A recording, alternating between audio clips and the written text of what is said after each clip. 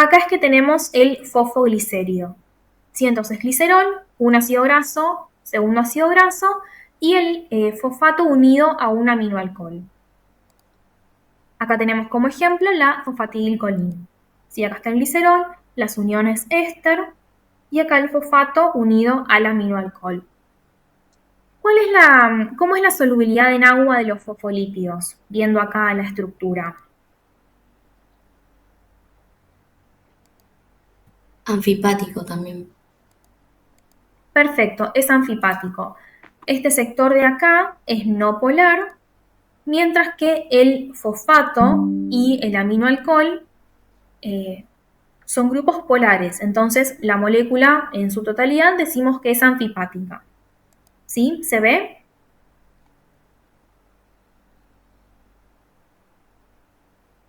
Vero, vos me decís si hay algo en el chat. Sí, les estoy pasando la clase a PDF, así ya se las cargaba. Ah, bueno. Por eso estoy acá. Yo no sabía si Vane, me había están quedado hablando. pidiendo que repitas lo último. Ahí está Flor. Flor me asiste Ah, mientras que yo paso a PDF y la...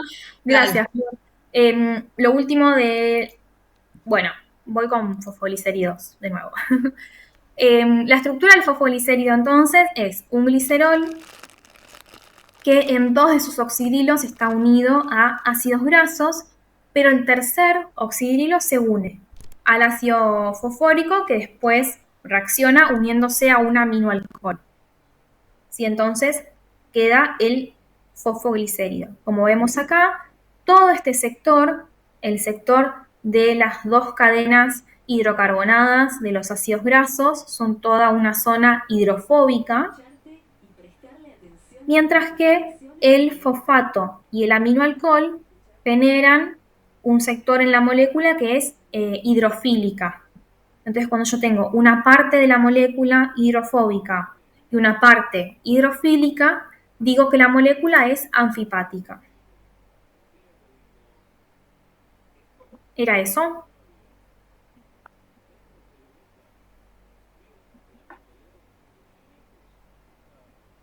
¿Sí? Bueno, seguimos. Perdón, ¿puedes volver a repetir cuál parte era hidrofílica y cuál no? La parte, esto igual, si ustedes miran la molécula, ya lo podrían sacar también por su cuenta. Si acá tenemos las dos cadenas hidrocarbonadas, que ¿cómo son? ¿Hidrofóbicas o hidrofílicas? Hidrofóbicas. Hidrofóbicas, perfecto. Y si yo miro acá, este fosfato tiene un oxidrilo libre, acá tengo una carga positiva y un nitrógeno. ¿Cómo será todo este sector de la molécula? Hidrofílico. Hidrofílico. Hidrofílico. ¿Sí? Entonces, esta parte de acá es hidrofóbica y esta parte de acá es hidrofílica. Esta parte es lo que se le dice cabeza polar del fosfolípido y a esta parte se la llama cola no polar del fosfolípido. Acá tengo creo que algunos fosfolípidos más para mostrarles. Bueno, estos son los diferentes ejemplos que según cuál sea el aminoalcohol que se le una al fosfato tiene diferentes nombres. Esta es la fosfatidilethanolamina, fosfatidilcerina, fosfatidilinositol. Estos son distintos fosfolípidos. Ahí están El preguntando. fosfato, ahí me apareció. Algunas cosas me aparecen y otras no. ¿El fosfato y el aminoalcohol forman la cabeza polar? Sí. Sí.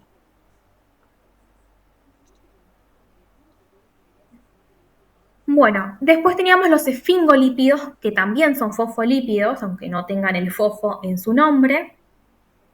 El alcohol central, digamos, es la esfingosina, que tiene dos oxidrilos. Acá tenemos, está como al revés que la diapo anterior. Acá está la esfingosina, que se le une también un fosfato y también un aminoalcohol. Y por el otro lado se le une un ácido graso. En este caso, los esfingolípidos tienen un ácido graso y un fosfato, mientras que el fosfolípido tenía dos ácidos grasos. Y esa es una de las diferencias.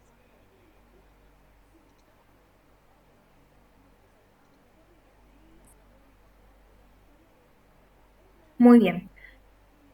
Bueno, ya en lo que vamos a ahondar un poco más en la cursada es que los ácidos grasos pueden sufrir una reacción que se llama saponificación, creo que la tengo antes, que es la siguiente. Cualquier ácido orgánico, bueno, en este caso a nosotros nos importan los ácidos grasos, pueden reaccionar con una base fuerte formando lo que se llama una sal. Esta sal se la llama jabón.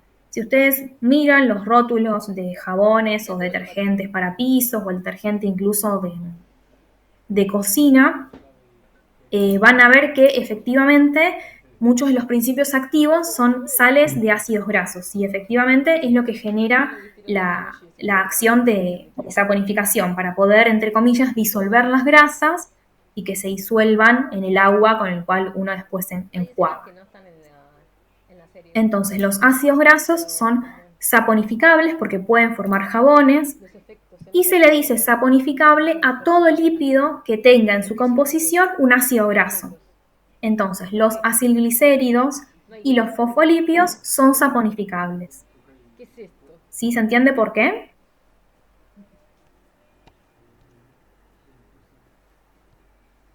No. ¿No? ¿Se puede repetir? Sí, los ácidos grasos pueden transformarse en jabones al hacerlos reaccionar con, por ejemplo, hidróxido de sodio. Es decir, que los ácidos grasos son saponificables. Sapón es como jabón, no sé si en latín o en alguna. Y en No sé, francés es parece sabón. que- Sabón, ¿Eh? sabón, que en francés es sabón. Sabón, Ah, sabón, o sea, todo viene de ahí. ¿Qué es jabón? bien. ¿Sí? El jabón Ok. es jabón, es jabón. Bueno, los ácidos grasos entonces pueden usarse para producir jabones y esa reacción se llama saponificación. Todos aquellos lípidos que tengan ácidos grasos en su composición, en su molécula, son saponificables. Es decir, no solo el ácido graso suelto se considera saponificable, sino todos los lípidos que tengan ácido graso en su molécula. Nosotros ya vimos que los acilglicéridos tienen ácidos grasos, ¿sí? Son ácidos grasos unidos a un glicerol. Dentro de los fosfolípidos vimos los fosfoglicéridos, en donde hay dos ácidos grasos unidos también a un glicerol. Y también vimos los esfingolípidos, en los cuales hay un ácido graso unido a la esfingosina. Entonces, todos estos lípidos, como tienen un ácido graso en su composición, que potencialmente puede cortarse y quedar suelto, son lípidos saponificables. ¿Sí? ¿Se entendió?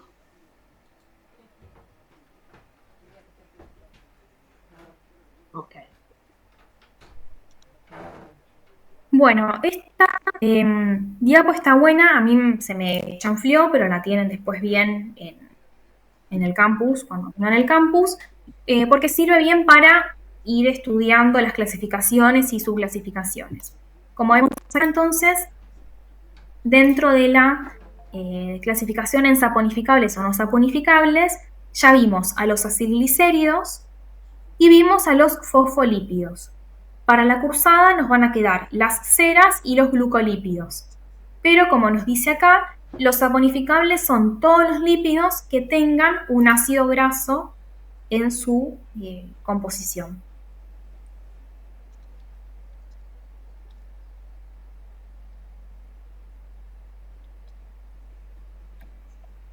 Bueno, acá está lo mismo, por ahí un poquito más claro. Ya vimos los acilglicéridos, vimos los fosfolípidos, los dos tipos de fosfolípidos que hay, y nos quedan los glicolípidos para la cursada. Bueno, antes de pasar a los lípidos insaponificables, ¿hasta acá hay alguna duda? Estudiamos características de los ácidos grasos y estudiamos características de los lípidos saponificables, que son los que tienen ácidos grasos en su composición. Yo tengo una consulta, Sí, porque mientras vas hablando voy viendo apuntes de que tenía el CBC y tengo anotado que los fosfolípidos pueden ser acilgliceroles y fosfoesfingolípidos, Y después están los glucolípidos, que pueden ser esfingolípidos, puede ser. Hasta los glucolípidos, lo que venías diciendo es correcto. Son como distintos nombres. Sí, fosfoglicérido es lo mismo que fosfoacilglicérido. Y esfingolípido es lo mismo que fosfoesfingolípido. Y después están los glucolípidos. Los glicolípidos nosotros no los vemos ahora, los vamos a ver en la cursada, pero los glicolípidos son los gangliósidos y los cerebrósidos. No sé si los vieron en el CBC. Por arriba. Gracias. Sí. Sí, al fosfolicérido por ahí lo han visto como fosfoacilglicéridos y al esfingolípido como fosfoesfingolípido. Es lo mismo.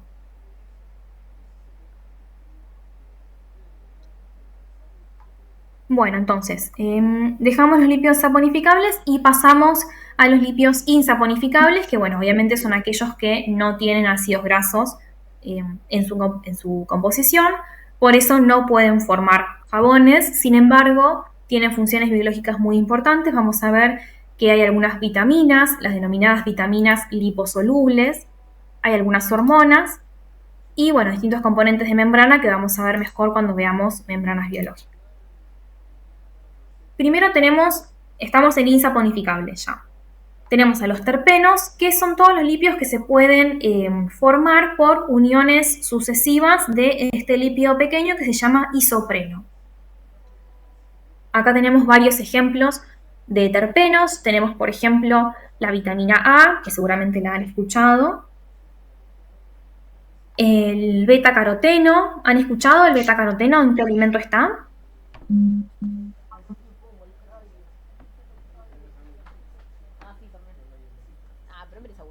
Los betacarotenos, por ejemplo, que están en la zanahoria. A veces se dice que la zanahoria tiene vitamina A. En realidad no tiene vitamina A, tiene betacaroteno, pero si ustedes ven las dos estructuras, cuando el betacaroteno se corta a la mitad, forman 2 moléculas de vitamina A. Por eso es que comer betacarotenos es casi como comer vitamina A, porque el cuerpo fácilmente lo transforma en vitamina A. El chiste ese de por qué los conejos no usan anteojos, bueno, malísimo, porque comen mucha zanahoria. Vero, reíte, no me dejes así sola. Me estoy riendo, pero no me ven. A mí me lo hacen siempre el chiste, ay, porque no come zanahoria. Bueno. Y el tocoferol, que es la vitamina E, también es un terpeno. Bien, esteroides. Esto por ahí sí lo han escuchado. ¿Qué me dicen de los esteroides? Ahí me llegó un zanahorias del chat. Bien. Sí, no, está así, con delay. Bueno, esteroides. ¿Esto le suena a algún lado? Ahí alguien dice colesterol y se felicita. Colesterol, perfecto. Los lípidos esteroides son todos aquellos que tengan como base esta molécula que se llama ciclopentano perhidrofenantreno. Las modificaciones que puede sufrir esta molécula son todos los esteroides. Bien, entonces, después tenemos los esteroles, que son específicamente las moléculas que en el carbono 3 tienen un oxidrilo. Acá tenemos al colesterol, que también lo han mencionado. Efectivamente, entonces, es un lípido derivado, un lípido esteroide. Ahí está. ¿Es saponificable el colesterol?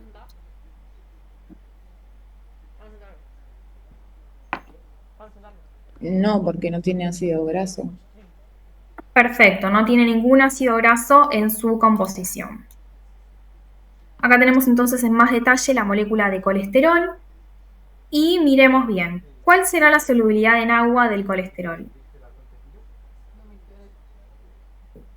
¿Polar, no polar o anfipático?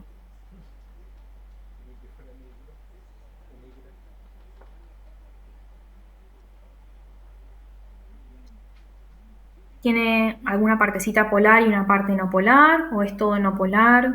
¿Cómo es?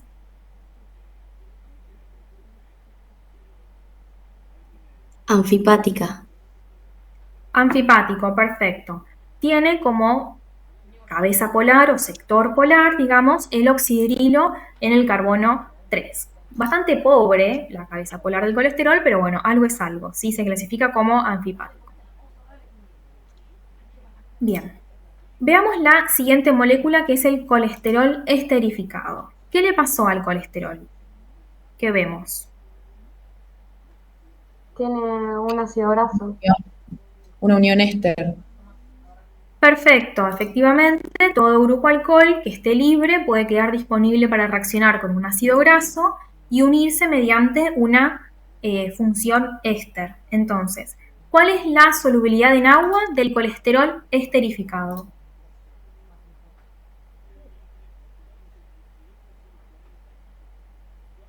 Anfipático. ¿Sigue siendo anfipático o cambió su solubilidad? Ya es no polar ahora.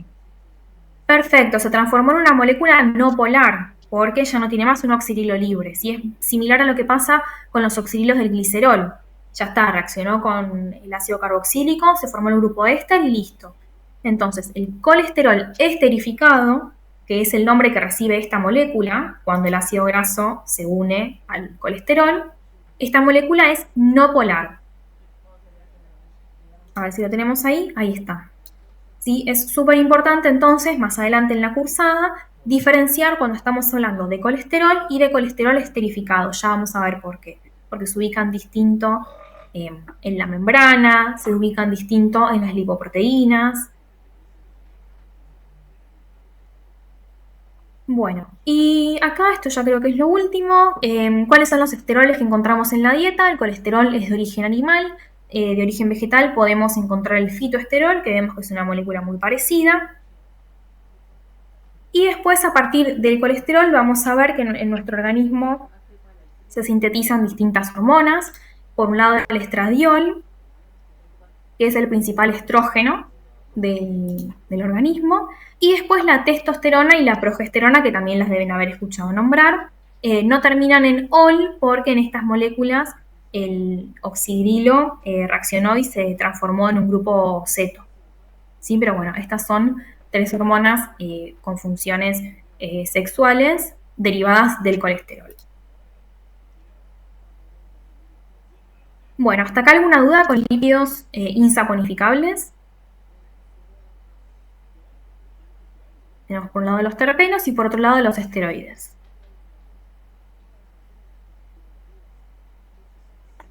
Bueno, seguimos. Lo único que nos queda ver entonces es, ¿qué pasa con los lípidos anfipáticos en agua? Sabemos que los lípidos no polares no se van a disolver en agua directamente, pero los anfipáticos generan como ciertas estrategias, por así decirlo, para, no diríamos disolverse en agua, sino que diríamos más bien dispersarse en agua o generar una suspensión. No sé si ya lo vieron esto. ¿Qué pasa con los lípidos anfipáticos en agua? ¿Vieron algo de micelas? A ver, voy a poner en chat a ver si hablan por ahí. Y se forman micelas. Ahí está, micelas, perfecto. Ahí dice, el colesterol esterificado es saponificable por tener ácidos grasos. No es saponificable. Ojo con lo del colesterol. Sí, excelente esa aclaración. Sí, el colesterol esterificado es saponificable. Tiene un ácido graso que si se suelta puede formar jabón. El colesterol lo pueden, porque ahí están diciendo de la cabeza polar. El colesterol puede estar en 2 formas. Como colesterol libre, que es la fórmula del colesterol con el oxidrilo, como dicen ahí, sin pegado nada, ¿sí? Esto es lo que ustedes van a leer como el colesterol libre, ¿sí?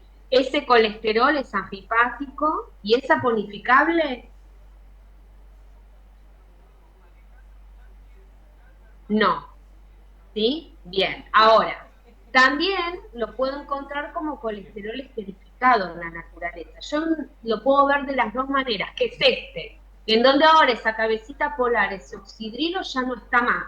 ¿Por qué? Porque se pegó a un ácido graso. ¿Está? Entonces, primero, ¿es anfipático? No. ¿Sí? Bien. Es hidrofóbico, perdió su cabeza celular porque se le pegó un ácido graso. Ahora, ¿es saponificable? Sí.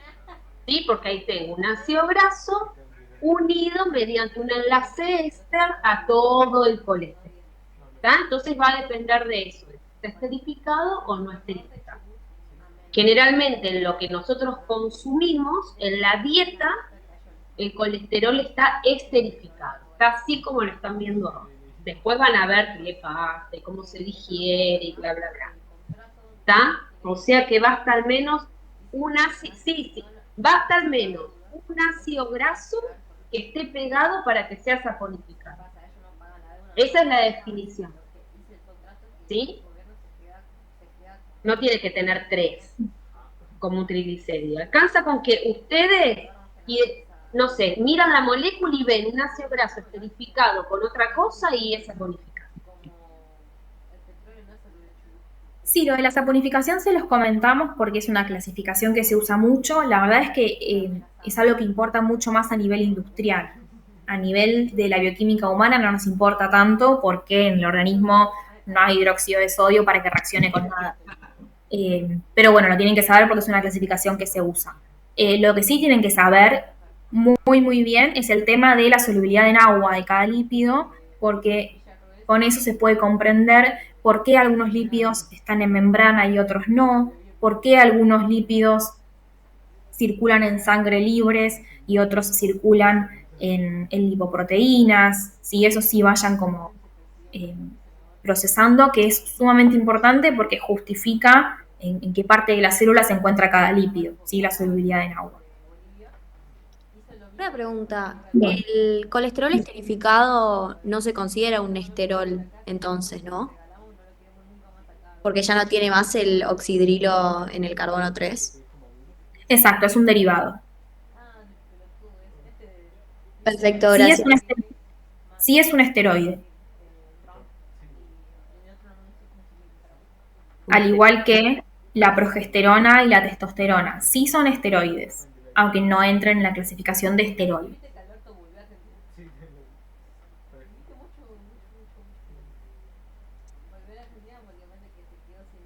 Bueno, creo que me había quedado acá, entonces el colesterol es de origen animal y los fitoesteroles son de origen vegetal. Las hormonas ya la habíamos visto. Bien, entonces nos queda por ver la parte de cómo se ubican en agua las moléculas anfipáticas. Esto ya lo habíamos mencionado, para ser anfipáticas, tienen que tener un sector de la molécula que sea polar y otro sector de la molécula que sea no polar. Como bien habían mencionado en un principio, está la estructura de micela, que como vemos, si representamos como bolitas blancas la cabeza polar y el palito amarillo, lo que sería como la cola no polar, se forma la micela que bien habíamos mencionado, y por otro lado tenemos la formación de la bicapa lipídica. ¿Por qué creen que algunos lípidos anfipáticos formarán micelas y otros formarán bicapa lipídica? ¿Es indistinto? Les doy una pista. ¿Por qué los ácidos grasos forman micelas y por qué los fosfolípidos forman bicapa? No sé si lo vieron esto.